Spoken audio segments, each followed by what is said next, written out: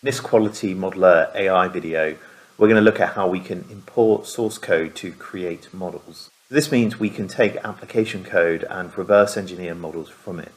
This can help us pay off technical debt by increasing our understanding of how particular applications operate and what the requirements were, and also allow us to manage and de-risk change requests by understanding the impact of a change and how our system works.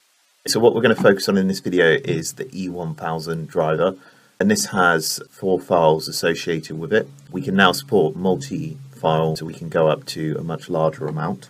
So what I can do is I can come into more, I can go into our code file import, and what I need to select here is a zip file with all my code bundled up, and click next.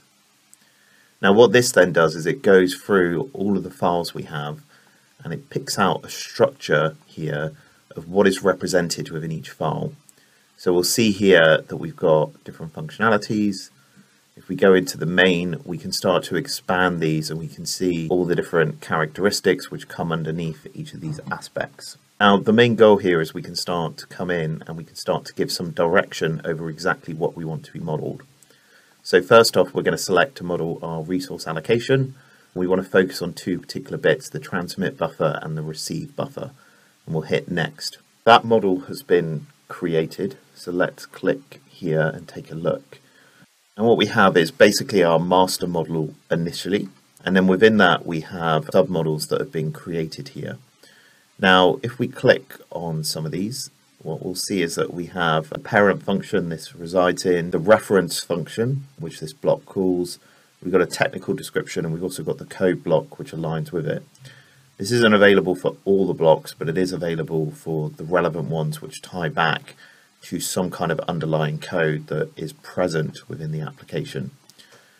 So I can expand these, we can go through, we can take a look. So we'll just expand both of these. Obviously we can go through and we can see the different code that is being set as we're going through these particular models.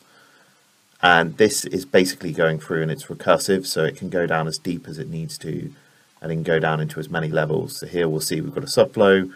Within that subflow we've got another subflow, and then within that we've got even more subflows, so we can keep tracing through into all of the sublogic that exists within here and go back. Now I want to show another example here, so let's now focus on module initialization. So this time what we're going to do is we're going to look at the initial setup when a module is loaded, and we're going to look at 2 particular functions that we care about. See, this is complete and we've got our model built here. Let's open that up and take a look. And what we'll see is that we've got 4 submodels here. The first one goes through registering the driver, it goes through the initialization, and then at the end we have one for unregistering the driver. So we go through here, we can take a look, we can see the code blocks and the parent functions where all of these exist. We can go through, we expand these, we can see the sublogic that exists for them. Again, we can expand our initialization. Let's look at our unregister, represents this particular model.